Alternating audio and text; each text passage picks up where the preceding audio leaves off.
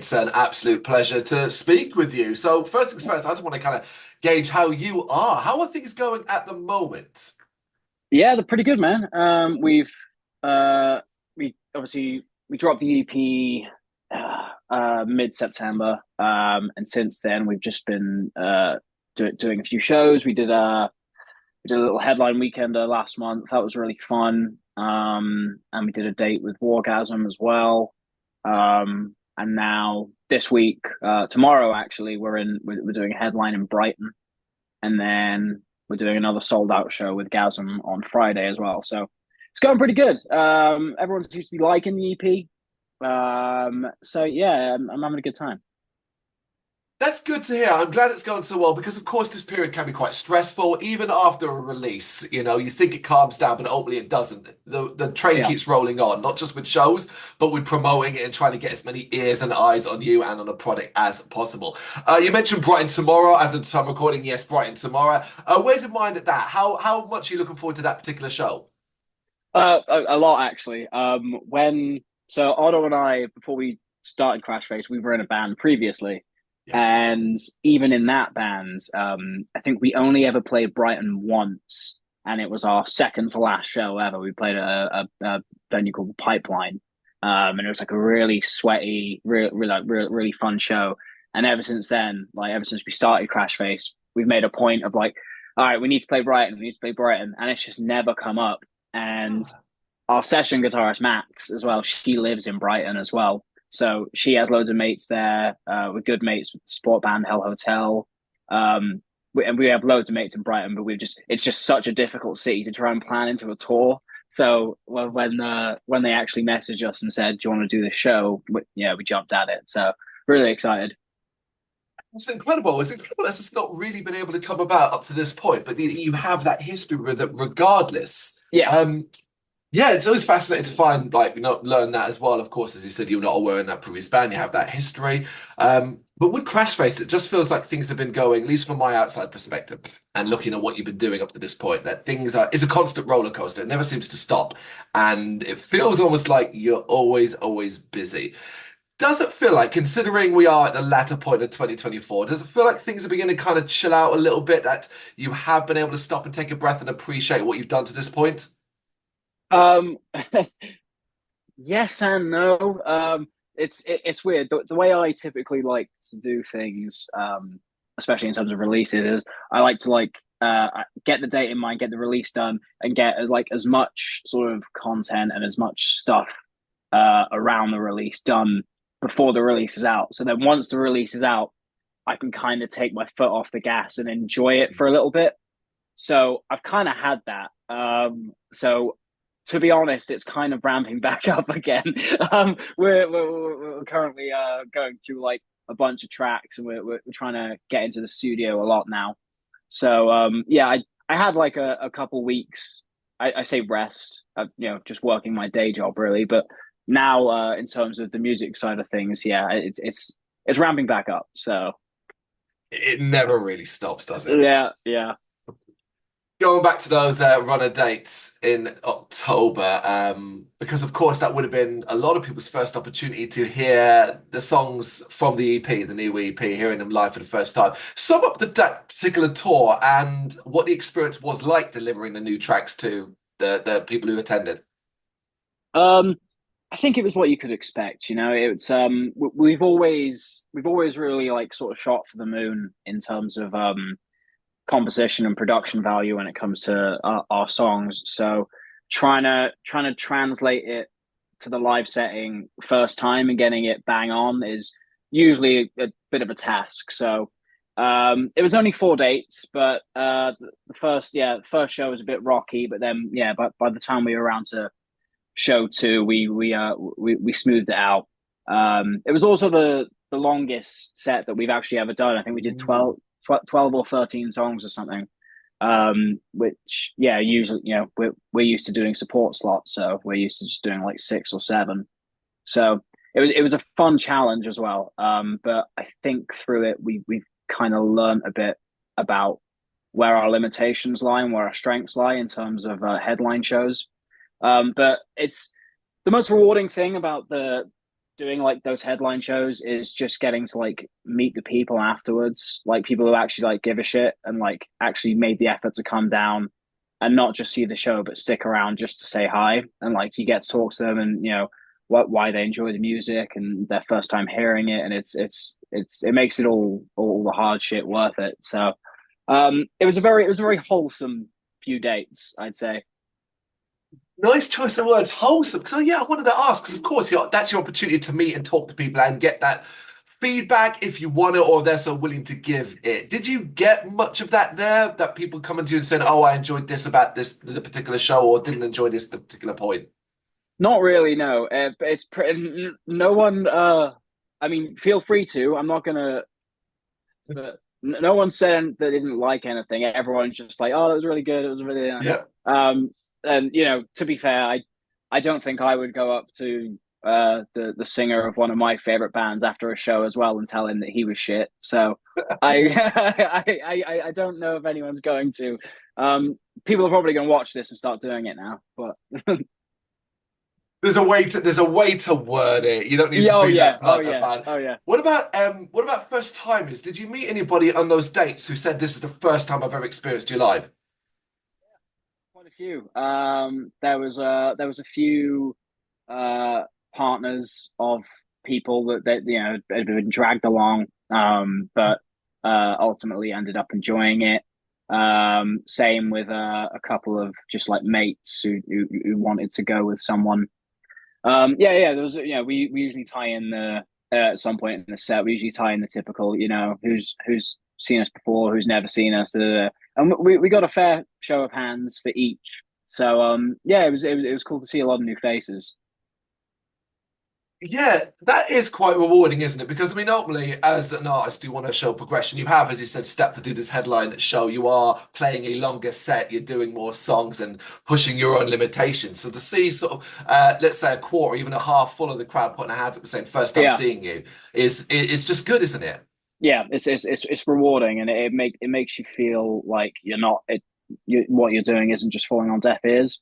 Like even if it's like 5 or 10 people each show, it's like, well, we're still making ground here, and people are still interested, and they still like it enough to come along. So Agreed, but of course it's also on record as well, and I've noticed a progression in regards to, of course, significantly the new EP released September 13th, Life and Death in the hell yeah, Wasteland. We're about to hit the 2 month mark, roughly, that it's been out in the world. You said yourself the response has been great. I've noticed myself the response has been really, really strong. Speaking about the sort of boring side of things in regards to like progression, statistics, and numbers and stuff like that, uh-huh. have you noticed an increase and a jump up, as it were? Yeah. I think that's always the goal, though. I don't think you ever want to go into release or ever go into a project and not have any kind of quantitative growth. So, yeah, it's been really cool. We put a bit more behind this project, in terms of like marketing and whatever, and like you said, the boring shit. Um, but also just the fact that we chucked the collaboration in there. So we did it with Sam from Orgasm. So we got a lot of people over from that camp who had never heard of us come over and check it out. And we've been pretty proactive this year as well with like social events and networking. So we've been chatting to a lot of people who said they'll stick around and see what the EP is about, and they've all enjoyed it as well. So yeah, I think in terms of stats, it's been a healthy growth. I feel like we're sort of coming out of the sort of peak of it now, but it's the end of the year. Everyone's winding down, and the only thing people are streaming is Christmas songs. So yeah, that's cool. You know what you need to do there, don't you? We don't have Oh, enough could you alternative imagine? arts. Could you imagine? Actually, let's ask that question then. If you think Crashface could ever do a cover of any Christmas song ever, what do you think you could have a good go at? Ooh, okay. Well, I'm gonna give my sort of personal answer because Otto hates Christmas, so Fair that enough. this would probably never fly. But Phoebe Bridgers has she's done it oh shit, she might do another one this year. Um, Basically every year for the past like 4 years, around Christmas time, Phoebe Bridgers releases a Christmas cover, and all of her stuff is like so like hauntingly beautiful and like just I love Phoebe Bridgers so much, and I think she's up to four now. Um, and I'm terrible with because they're all covers, but I Yeah. don't know who they're covers of because I've never heard the songs. I've only heard them through Phoebe. So I'm gonna say go and listen to her cover of if we make it through December. Ooh. And then yeah, I think we could. I'd love to do a cover of that. I think that'd be really cool. Oh, yes, you're right. So the quick Google on my phone because I'm not too familiar with her Christmas covers, but yes, I can see a little list immediately coming up. Yeah, yeah. Incredible artist as well, so of course, Oh yeah. yeah. Right, go back to the EP. Now, we used the word, or I used the word, boring stuff about stats and all that, mainly because for Uh-huh. personally, I tend to care more about people's feelings when it's in the music. You know, we numbers are important. We all know that. Of course it is. It's super important for you. It's super important for us as listeners. We want to see you succeed, and you need to be successful as well, just to be able to carry on doing this as much as Mm. humanly possible. But ultimately, the human connection and what people are getting from your music is hopefully more important. Speaking about this specific EP, have you had much feedback in regards to, say, messages online and stuff like that, where people are discussing and coming to you and sharing their feelings about the new EP?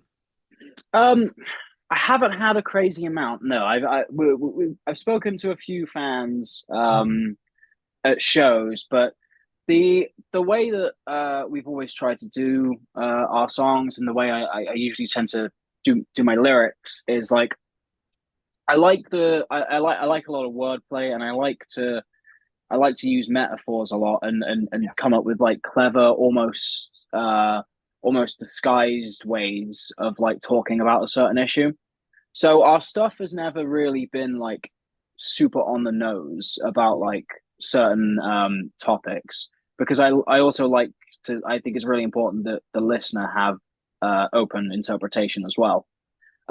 So I try and hit a sort of topic or a vein um, that is prominent in the climate of today, and then let the listener do with that what they please.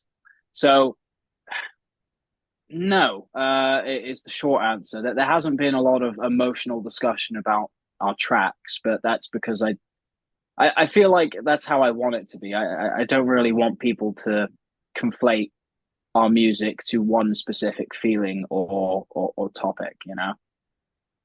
But what if, being open to interpretation, someone does hear a particular track and they do take something from it that means something more important to them and they come and share that with you. Would you be Yeah. comfortable with that?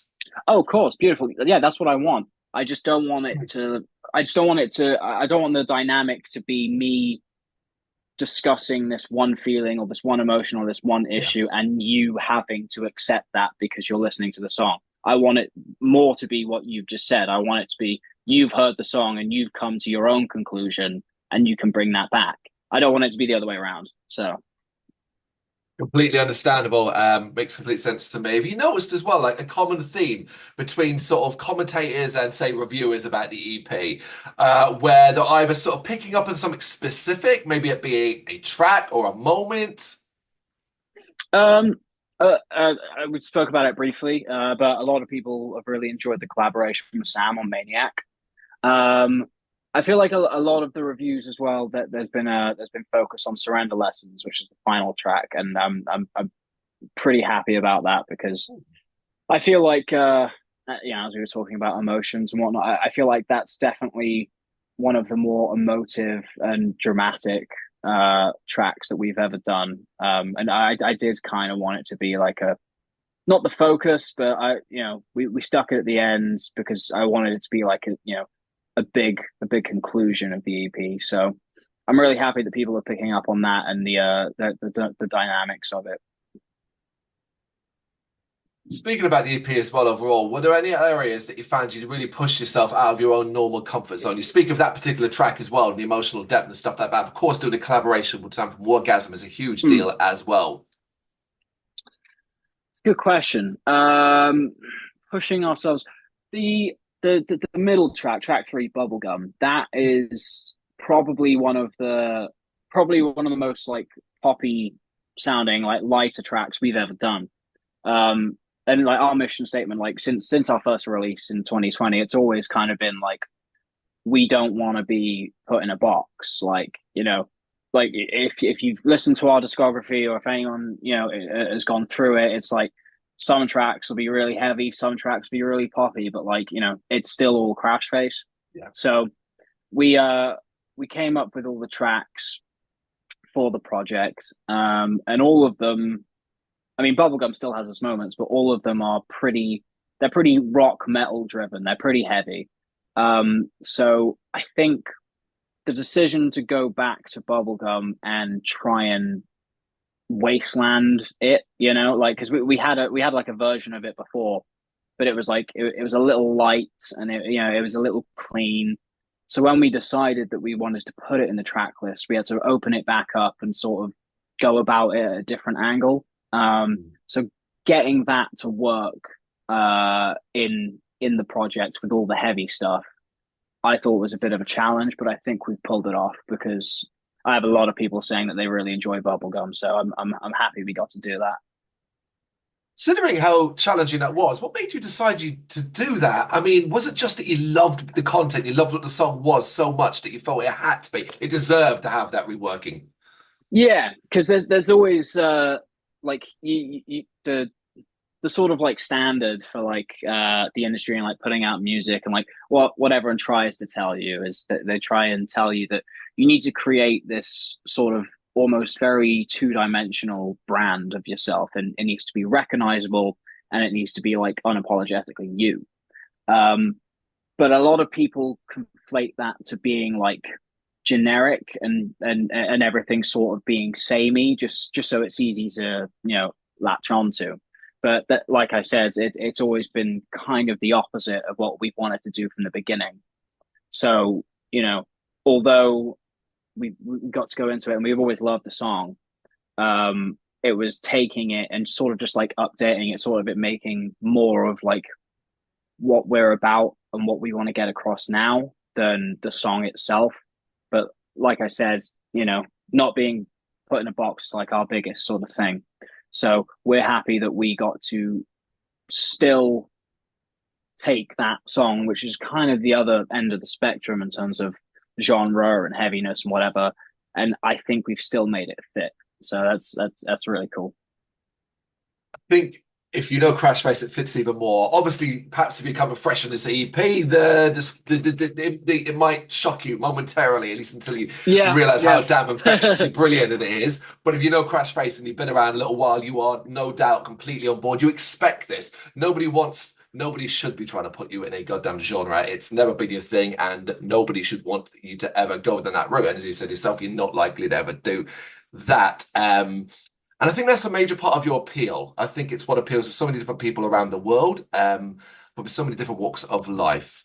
You personally, when you look at that, what do you think it is about Crashface that appeals to so many different people?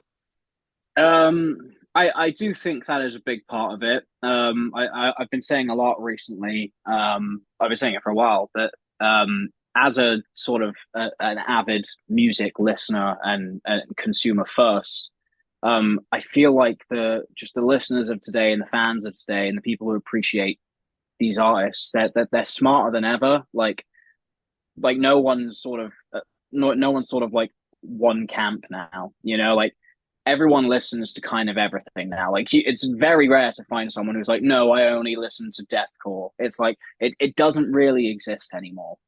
So I feel like if you're an artist and you want to stick to your guns and go down one route, that's fine, and you'll probably nail that sort of target audience or whatever. But surely, if you're a creative and surely if you're doing this for a living, that's not the only thing you can write. Like and I've always like we've always tried to champion like whatever you want to put out, like it's okay to do because it's you. Like you don't have to censor what you're doing just because you think other people won't like it. So I think that's something that people sort of gravitate towards when they listen to our stuff is it doesn't sound like it should be from the same artist, but when you listen to them back to back, you're like, yeah, that's still Crashface because it's still us. And that's why I love our stuff so much because I it's hard to get bored of something like that because it keeps you on your toes and it keeps switching up, and I love that. Do you, is it fair to say that you think, at least believe in yourself, that you have no creative lines in the sand? Like there's nothing that you wouldn't be tempted at some point to do potentially. Um, I don't know. I mean, there are like styles, whatever. There is stuff that I don't like. But yeah, I mean, I wouldn't say I'd create everything, but everything that I do create isn't always the same. Like, no shade to anyone because I have a lot of friends that play in these bands, but math rock, I cannot stand it. I can't do it. It's too much. It overheats my brain. I can't do it. All right. But saying that, jazz, I fucking love it. So like, Right. there's I've likes and dislikes. But I think Crashface, for the time being at least, I think it's always going to be sort of guitar driven. Like I feel like that's always going to be like the focal point of it. But in what style, in what genre, who knows? I almost feel like I want to jump in and say no, no, because you're an artist and artists develop, right? And artists always over time, you will continue to grow. You'll never stop learning, ultimately, Yeah. will you? So while you say, right now, as you sit, fair enough, no math rock. But hey, decade down the line, who knows how Oh, you've dude, for developed? sure, for sure. Yeah, I might dive straight into it. It'll be fascinating. Either way, the future is always exciting when we think about and look at what Crashface is doing from an outside perspective. And from speaking to you here, I get the impression that you are constantly excited about what comes next, what you're working on as you look forward. You've spoken about working on things for the future already. It still feels so early because the dust is far from settled on the new EP. So just Uh-huh. lastly on that, lastly on the specific EP, do you have do you have a measure of success for that EP? What would success for the EP look like for you? Success for the EP or any release really is usually how it goes live. Um, I know that's it's it's a lot smaller a scope of an audience, the guys in the venue than it is online, people streaming, whatever.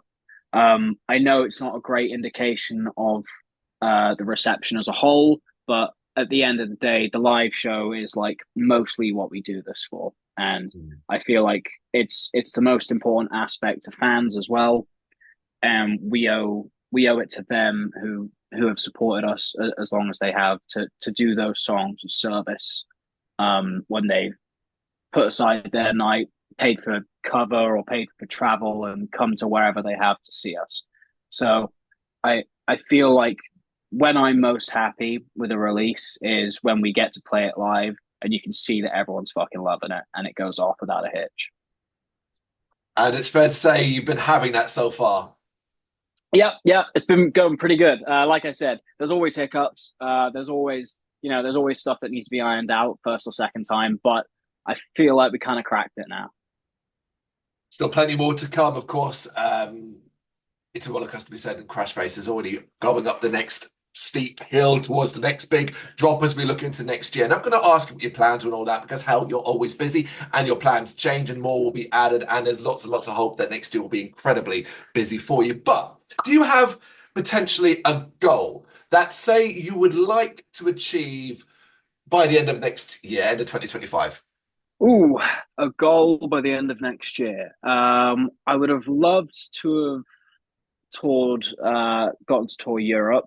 We're still around the UK at the moment, but I feel like we've done it pretty extensively over the past 3 4 years. So I'd love to break Europe. I think that'd be really fun. We get a lot of messages from like Germany and whatnot saying that they'd love to have us over. So I'd love to do that. I'd also maybe love to even start thinking about the debut album. I feel like that would be cool as well. I don't know. It might be done by this time next year. But yeah, that's certainly on the list that needs to be ticked off as well. So All very, very realistic goals. Tour Europe, get an album done potentially. I have no doubt you will achieve them, if not lots, lots more as well. Charlie, before you go, a couple more minutes of your time. This is Ozzy Osbourne, and in his head are random cards of basically everything and anything, including a ton of submissions by bands and artists that we've spoken to over the Okay, years doing this. What I do now is just pull some out at random, basically. All in cool. the name of Yeah, fun. let's do it. All right. Oh, right. You've got right. Andy Barton, the vocalist of the band Grimgot, asks, "Is marriage an outdated concept?" Um, no, I don't think so. I feel like it's really cute, and I feel like it's something. I don't think it's for everyone, but I think if you think you found that person and the feeling is mutual, and you want to make that decision to utter commitment, I think that's really really cute and really admirable. So no, I don't think so. Well said. Okay. What has been your favorite holiday destination to date?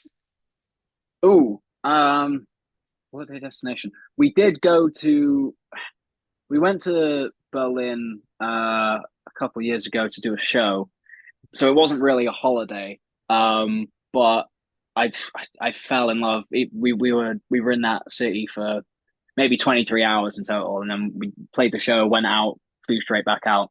But in that like almost a day, I really fell in love with with Berlin. So I'm gonna go with Berlin. Yeah, Yeah, it is a pretty fantastic city. I've been it there twice rules. myself. Okay. What is the most disgusting thing you've ever eaten? Well, at least that you thought was disgusting. Ooh, this is a good one.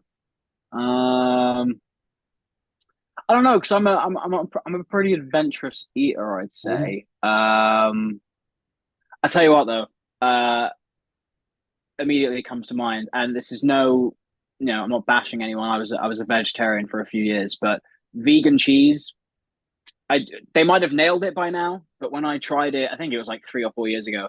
When I had Ugh. it then, it tasted like vomit. It was gross and it was really plasticky and it was not fun. So yeah, vegan cheese. Yeah, I think again it might have been a similar time frame. I had it a few years back as well. I don't remember it Yeah, quite tasting like vomit, but I just always remember it just tasting of basically plastic, nothing, and it almost but felt like, what's the point? the food alternatives now that have come so far, so they might have They nailed it. have. But They have indeed. Okay, what is an overrated tourist attraction? overrated tourist attraction, Big Ben, 100%. Dude, it's a fucking clock. Like, I'm a Londoner. I don't know. I got a soft spot for that for yeah, a clock. clock, mate. Okay. But Do you have any methods to help you sleep? okay. I'm a yeah. It's really weird. I was for like a year. I was someone that would listen to just music. And then I stopped for a year because I was like, this can't be good for me. I don't know why I had that conclusion. And then I started with TV. I would watch The Office, US, of course. Then it moved on to Always Sunny in Philadelphia. Then it moved to Rick and Morty. Then it moved to rain sounds, rain and thunder. Um, then it went back to Rick and Morty. Now I'm currently on ASMR. So I I ASMR. I jump between. Yeah. Any specific kind of ASMR? Like the kind of is it just anything and everything? No, not really. Usually just like soft spoken stuff. Ah. Yeah, not so much like, fucking, this this kind of Yeah, shit. yeah, yeah. Yeah, yeah, yeah. Yeah, more so spoken word stuff. Oh, cool, cool, cool. Oh man, you really went, yeah, you went for the houses, yeah, because I'm pretty sure the whole like, oh, you should sleep better isn't having the TV on, certainly not having a show on, like, Yeah, yeah. But yeah, it's yeah, rain sound's always good. I use rain sound, so I get that. rain sounds rule. Yeah. Yes. All right, a couple more for you then. What does the word happy mean to you? Um, I feel like happy should be sort of carefree, as in you're not thinking about what's next and you're not thinking about like you're not stressed out about the consequences of what you're doing. I feel like if you're in the moment and you're having a good time, then you're actually enjoying it and you're not thinking about what's next. So yeah, carefree, I think.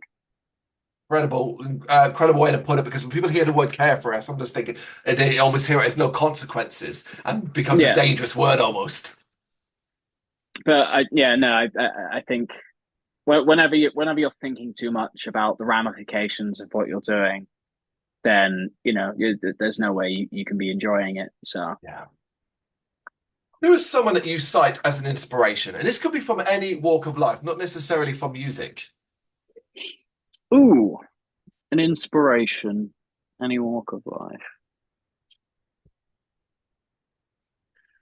I will go for music because that's my thing. Yeah. I'm gonna go Hayley Williams. I think that her projection, from where she started to where she is now, and what she's done, and the voice that she carries for so many is really remarkable. So, and she's just badass as well. So, A living yeah, legend. I think Hayley Williams is up there. Great shout, living legend. Okay, what is a horror movie scenario you would hate to find yourself in? Ooh, um, this is a good one. Um, as in, as in like a specific scenario from a movie that I should name, or a generic one. It can be either or. These it's Oh, free for all of these questions. It can be whatever you define as a scenario. okay, cool. There's one of my favorite horror movies. I'll just use this as an example. Mhm. Is As Above, So Below. I Ah, really like that movie. And if I was in that situation, as in I had entered the gates of hell in the catacombs under Paris, and I had to just walk through it. Oh man, yeah, no, I don't think that would be for me. is it that film specifically, or do you have a vibe with biblical related horror in general? Um, I think it's more so just like there's no way out. Like Mm. there was no alternative way or escape and there was no other option you could have taken in that situation. It was just walk through this darkness and deal with whatever comes out at you. Yeah, I like to have options. So when I'm restricted to you can only do this, yeah, not a fan. Would you, if you, or have you, should I say first, ever visited catacombs in Paris, or would you ever in the No, future? never. I would go 100%. I do love that sort of like macabre shit, but no, I haven't been yet. So look forward to hearing about it in the future. All right, last but not least, then, do you think any aspect of social media can be a force for good? Yeah. I think I mean there's a couple. Obviously the intention from the get go was it's in the name social. It was to connect people, and I think it did a really good job of that in its inception. It did what it was set out to do, and more people could get in touch with each other and meet each other and form friendships than ever could before. Um, so I feel like that's that's a great thing. I just feel like it's been diluted now, like beyond repair, maybe. It's also it's also a great tool for creatives. I don't think a lot of people discuss this a lot, but like when we started, well, when we were in our band previously, obviously your social media presence, if you wanna, if you wanna sort of do the thing with music, you need to have something on socials that people can identify as you, and you need to be, it needs to be up to a certain standard, I'd say. So when we did our first band, I took it upon myself to, basically manage all of our social medias and, create all the posts and, all that stuff. And that was just because I had to. But now I've been doing it for 7, 8 years now. Now, like I've basically like taught myself how to do like pretty basic, but still good enough for our socials, whatever, like graphic design and like video editing, and like I've just taught myself that through doing it over the years because I had to put something on socials. So I feel like it can also be a great tool to develop, creative skills and brand identity.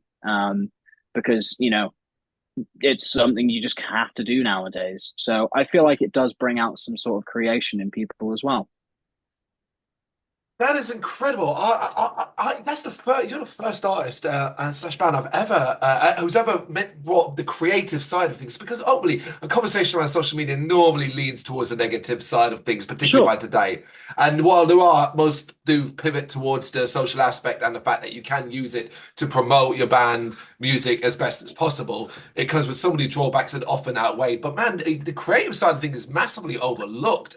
Yeah. That's Yeah. fabulous that you've been able If to learn that from it. if it wasn't for social media, yeah, I probably wouldn't have ever bothered doing graphic design or anything like that because I wouldn't have to. But It's fantastic. We should say as well, what else also is fantastic is your brand new EP, Life and Death in the Wasteland, which is out now, of course, and available just about everywhere. Of course, you continue to play uh-huh. live shows. Check those dates on your social media and the future. God damn, it is no doubt super, super exciting. Charlie, thank you so much for taking the time to do this. I really appreciate it. Thank you, dude. We made it in the end. Thank you very much for watching. If you'd like to see more content like this, please consider hitting the subscribe button. It is gratefully appreciated. You can find us over at gbhbl.com, our full website where reviews, news and so much more goes up daily. We're also on all social media platforms, Facebook, Instagram, Twitter, Threads, at GBHBL. Just search for GBHBL and you will find us out there. We also have merchandise on sale. You can access the shop via the website.